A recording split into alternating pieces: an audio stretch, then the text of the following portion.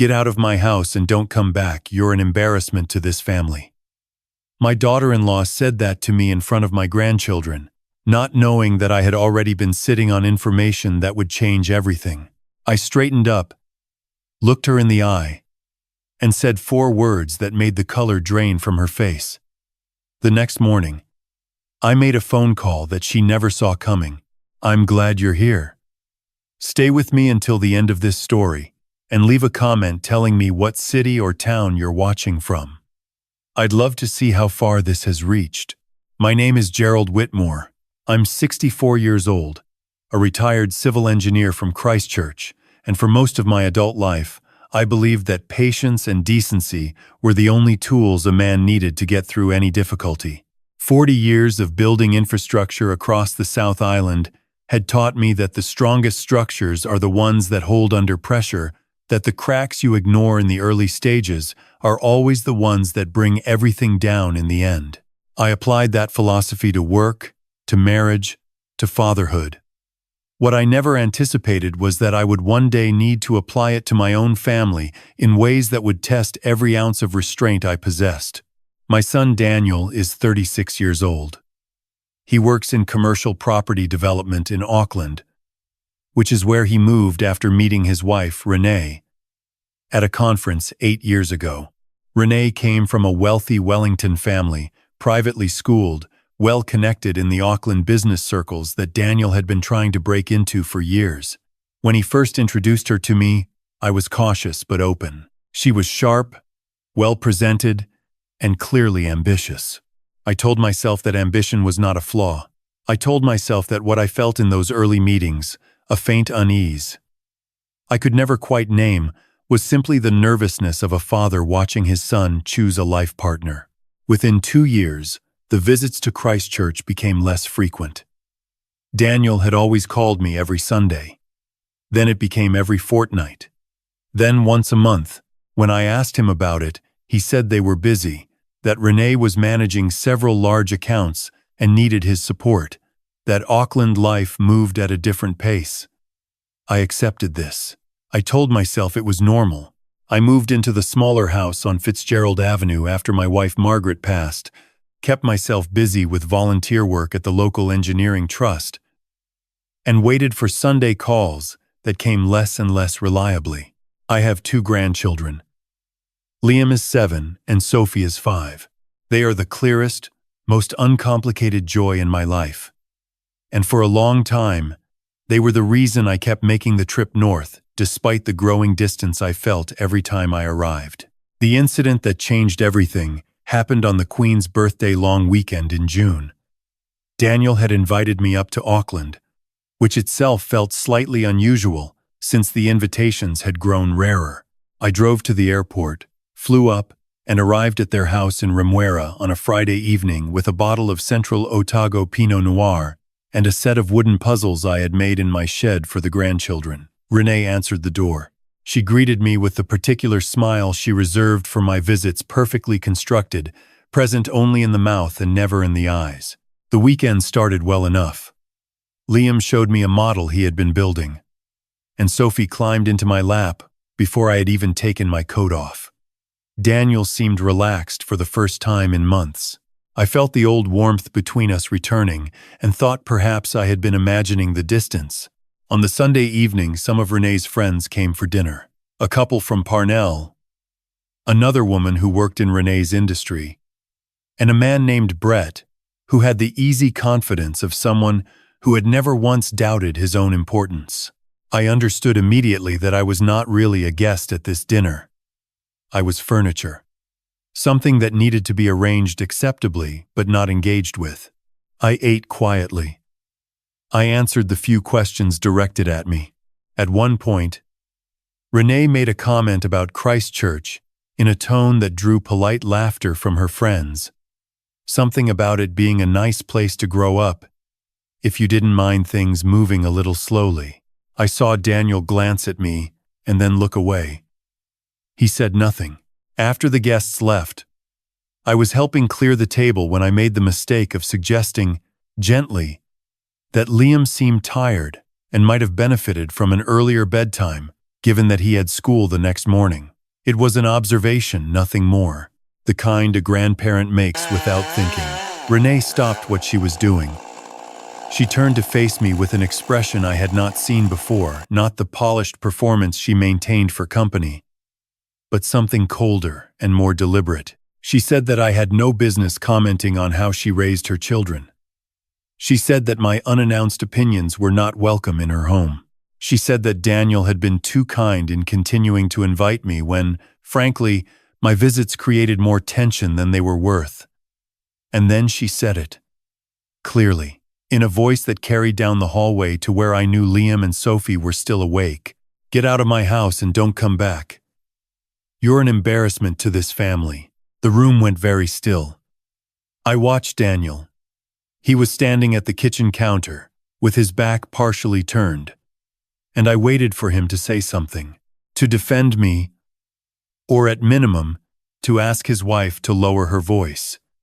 He did neither. He picked up a glass and carried it to the sink. I set down the plates I was holding.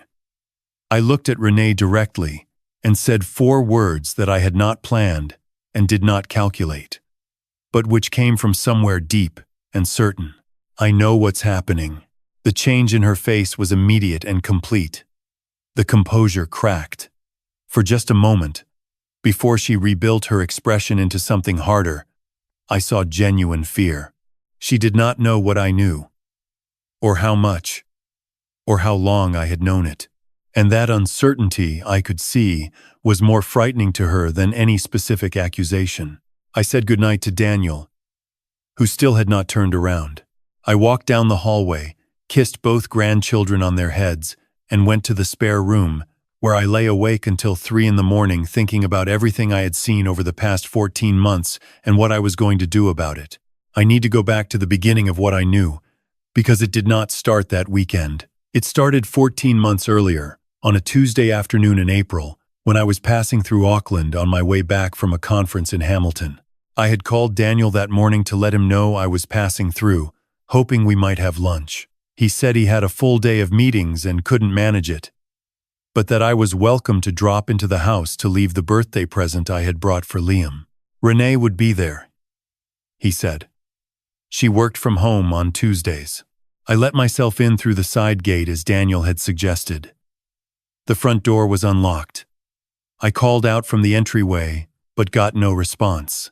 I assumed Renee was on a call and left the present on the kitchen table. But before I could leave, I heard voices from the study at the back of the house. Not raised voices, quiet ones, the kind that belong to people who believe they are not being overheard. I recognized Renee's voice. The other voice was a man's, not Daniel's. The tone between them was not professional. I stood in the kitchen for perhaps 30 seconds, long enough to hear enough, and then I left the house the way I had come without announcing myself. I sat in my rental car outside for a long time. I am not a man who jumps to conclusions. I built my career on the principle that you do not make decisions based on incomplete data. What I had heard could have had an innocent explanation. I told myself this genuinely and tried to believe it. But the voice I had heard was Brett's. I had met him once before, briefly, at a dinner 18 months earlier. I remembered his voice clearly, and what I had heard was not a professional conversation. Over the months that followed, I paid closer attention. Not obsessively, but carefully. The way I had once assessed a site before committing to a foundation design. I noticed that Brett's name appeared in Renee's stories about work events, with a frequency that seemed disproportionate. I noticed that Daniel mentioned, more than once, that Renee had been staying late at a client dinner or attending weekend conferences.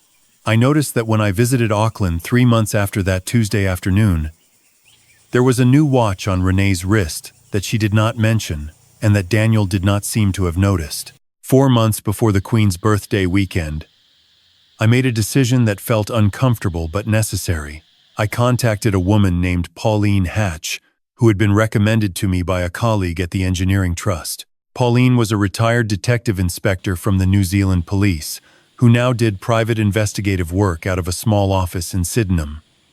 She had the kind of unhurried, methodical manner that I instinctively trusted. I told her what I had observed. I told her about Brett. I told her I needed to know the full picture before I did anything at all, because I understood that acting on partial information was the fastest way to destroy the thing you were trying to protect. Pauline listened without interruption. When I finished, she said two things. The first was that she would only work within legal boundaries, using public records, observable behavior, and documented evidence. The second was that I needed to be prepared for the possibility that what she found would be more complicated than a simple affair. She was right about both. Over the following 3 months, Pauline built a picture that was considerably more troubling than I had imagined. Brett Callahan was not simply a colleague of Renee's. He was a business partner of sorts. The two of them had, 6 months earlier, established a private company called Coastal Ridge Advisory, registered at an address that turned out to be a serviced office in Wynyard Quarter. The company described itself as a specialist consultancy in property investment strategy, which sat closely alongside both Renee's background in commercial real estate and Daniel's work in property development. The financial thread that Pauline pulled was the one that unraveled everything. Renee had, over the previous 10 months, transferred a total of $43,000 from a joint savings account she shared with Daniel into accounts that Pauline traced back to operating expenses for Coastal Ridge Advisory. Daniel's income had been funding a business his wife was building with another man, and there was no evidence he knew anything about it. Pauline showed me photographs. Brett and Renee at a restaurant in Ponsonby on an evening Daniel had told me he spent at a late property negotiation and come home to find Renee already in bed. Brett and Renee at what appeared to be a trade event in Wellington, listed together in the event program as co-presenting a session on investment portfolio strategy. And one photograph, taken outside a real estate agency in Takapuna, that showed them speaking with an agent beside a printed floor plan of what appeared to be a residential property. "They are looking at properties," Pauline said, in a tone that carried no drama but simply the weight of what it meant. "The company appears to be structured to acquire and hold property assets. Based on the financial documentation I have been able to access legally, your son's savings are part of what is funding those acquisitions." I asked her how certain she was. She said she was certain enough that she would stake her professional reputation on the core findings, and that a good solicitor would be able to confirm the financial picture quickly once they had access to the full banking records through proper legal channels. I thanked her and told her I needed time to think. I spent that time the way I have always spent time before a major decision, quietly, and with as much honesty as I could manage about my own motivations. I asked myself whether I was doing this out of a desire to protect Daniel or out of resentment toward Renee. The answer I kept arriving at was that it did not matter. What mattered was that my son was being deceived by his wife in a way that was costing him financially, emotionally, and practically, and he had a right to know. The Queen's birthday weekend had not been planned as the moment I would act. I had gone to Auckland simply to see my grandchildren and to see Daniel, and to assess whether the time was right to tell him what I knew. What Renee said to me that Sunday evening, and the way Daniel stood at the sink saying nothing, changed my assessment. I no longer had the luxury of waiting for a more convenient moment. The morning after, I called Pauline from my room before anyone else was awake. I told her I was ready. I asked her to compile everything into a single, comprehensive document. She said she already had it ready and would courier it to me within 48 hours. I flew home to Christchurch the next morning. Daniel called me that afternoon. He sounded strained, apologetic without quite saying so, offering a version of the previous evening that smoothed over what had actually happened. I listened and told him I would like to have lunch with him the following week. Just the two of us. In Auckland. He agreed. I could hear in his voice that he was relieved the conversation had not gone somewhere harder. The document arrived from Pauline 2 days later. I spent an evening going through it at my kitchen table. The timeline she had constructed covered 14 months. and was exact in the way that only patient, methodical work can produce. The first documented transfer from the joint savings account was dated 8 months after Coastal Ridge Advisory was incorporated. The company had been established while Renee and Daniel were on holiday together in Queenstown, according to the travel records Pauline had obtained, which meant that Renee had incorporated a business with another man at the same time she was on a romantic holiday with her husband. The property photograph from Takapuna was the detail that stayed with me longest. Pauline had done additional research on the listing. The property was a 3-bedroom home in a street with strong capital growth projections, priced at just under $900,000. The sale had proceeded. The registered buyer was Coastal Ridge Advisory. The settlement date was 11 weeks earlier. My son's savings had helped buy a house his wife was purchasing with another man. I sat with that information until well past midnight. Part of me wanted to call Daniel immediately, to spare him another day of living inside a lie. But I knew that the way I told him mattered as much as what I told him. If I called him angry, he would defend Renee out of instinct. If I gave him the information without the documentation, she could construct an alternative explanation. He needed to see it clearly, completely, and with enough evidence that denial was impossible. I arrived at the restaurant in Auckland 20 minutes before Daniel. I chose a table in a quiet corner near the back, away from the main room, and ordered water and sat with the envelope in front of me. When Daniel walked in and saw my expression, something shifted in his face. He had his mother's instincts in that way. He could read a room before a word was spoken. He said, "You've got something to tell me that I'm not going to like." I told him yes. And then I told him everything. I described what I had seen 14 months ago in his house. I told him about Pauline and the investigation. And I told him I had made that decision because I needed to be certain before I said a word. I watched his face move through disbelief, and then through a kind of stunned recalibration, the look of a person reorganizing their understanding of their own recent past. I showed him the timeline first. He read it slowly. At the entry for the Queenstown holiday, he stopped and read it twice. He said nothing. I showed him the financial records. He went through them page by page with the focused attention of someone who works with numbers professionally. I watched him reach the total. He said, $43,000. I said, "Yes." He asked me to give him a moment. He looked at the window for a long time. Then he asked me to show him the rest. When he reached the photograph from Takapuna, he recognized the street. He told me he remembered Renee mentioning that neighborhood months ago, saying she thought it had good investment potential. He had agreed that it might be worth looking into together someday. He set the photograph down carefully, with the deliberate movements of someone keeping themselves very controlled. I said, "Daniel, none of this is your failure. You trusted the person you married. That is not a weakness."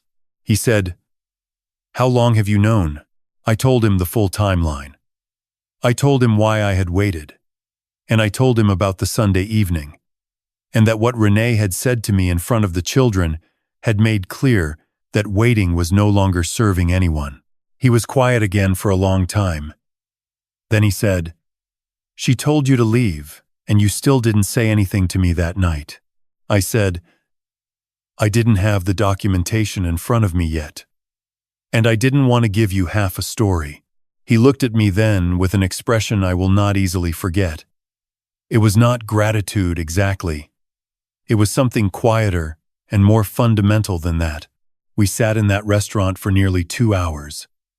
By the time we left, Daniel had called a solicitor he trusted from his professional network and scheduled an appointment for the following morning. He had also transferred his personal savings into a separate account on the solicitor's immediate advice given over the phone. The weeks that followed were not simple.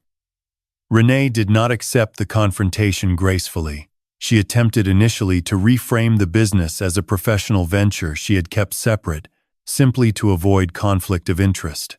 When Daniel's solicitor presented the financial documentation and the property records, that explanation became impossible to maintain.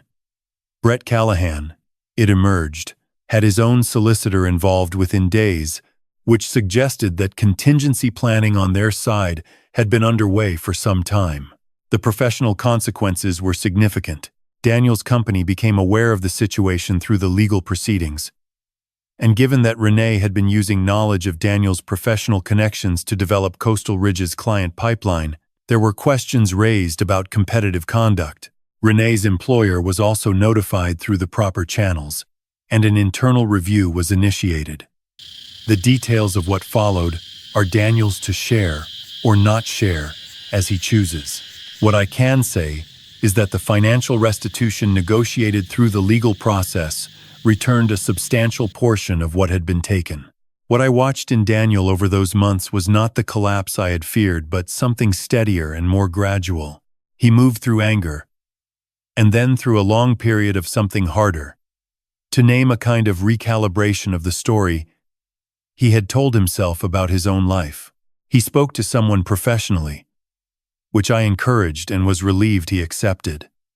He threw himself into work in a way that looked from the outside like avoidance, but was, I think, something closer to reassertion, a man reminding himself that he was capable and valued. Liam and Sophie remained with him. The arrangements were managed through lawyers and were not, from what I observed, as contentious as they might have been. Renee had her own reasons for wanting a clean separation. 6 months after the Auckland restaurant lunch, Daniel brought the children to Christchurch for a long weekend. We went to the Port Hills on the Saturday and walked one of the longer tracks while the children ran ahead of us. It was a cold, clear morning of the kind that only the South Island produces properly. The light very sharp and the harbor visible far below. Daniel said, "I keep going back to that Sunday night. You just stood there after what she said, and you didn't react." I said, "I reacted. I just kept it internal." He said, "Most people would have said something."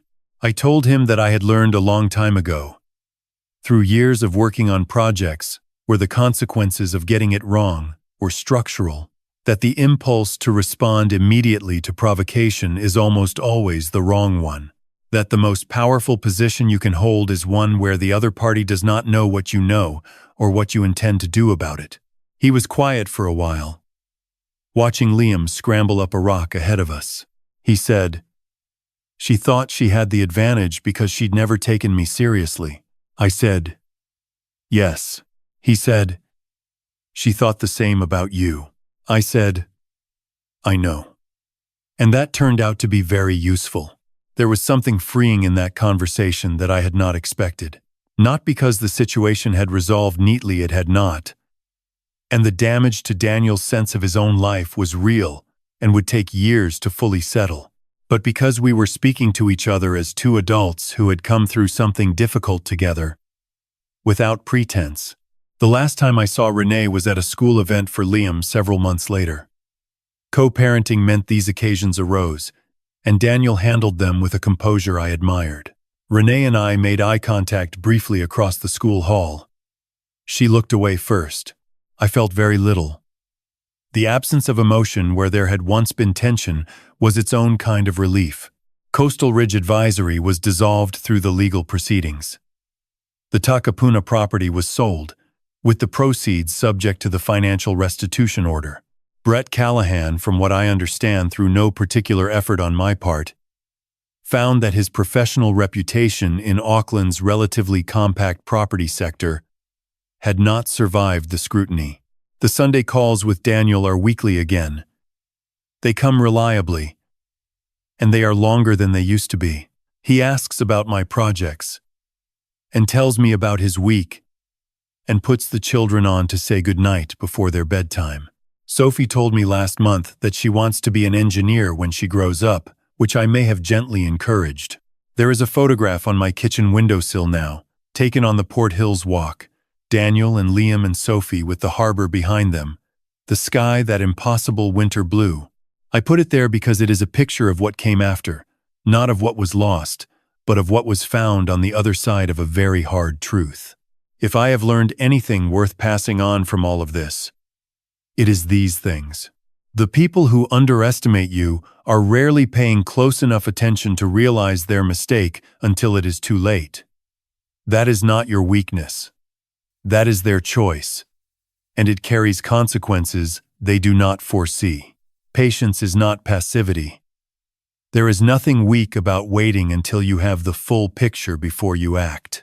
The impulse to respond immediately, to defend yourself in the moment, to demand justice before you are ready, these impulses are understandable, but they hand the advantage to the person who provoked you. Calmness, especially in the face of deliberate cruelty, is the most disorienting response you can offer. The truth does not require your anger to survive.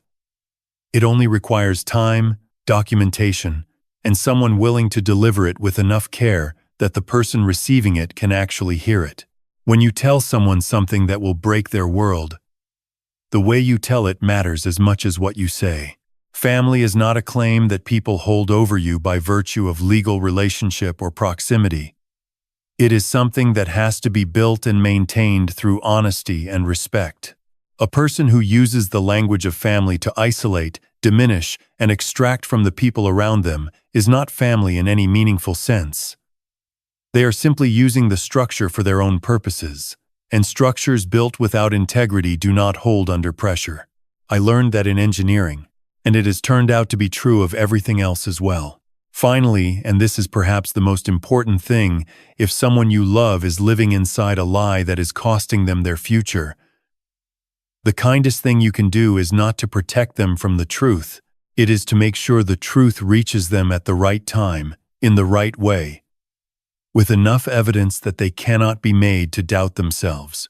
The short-term pain of knowing is always easier to survive than the long-term damage of not knowing. My son is rebuilding his life on ground that is finally honest, and I had the privilege of helping him get there.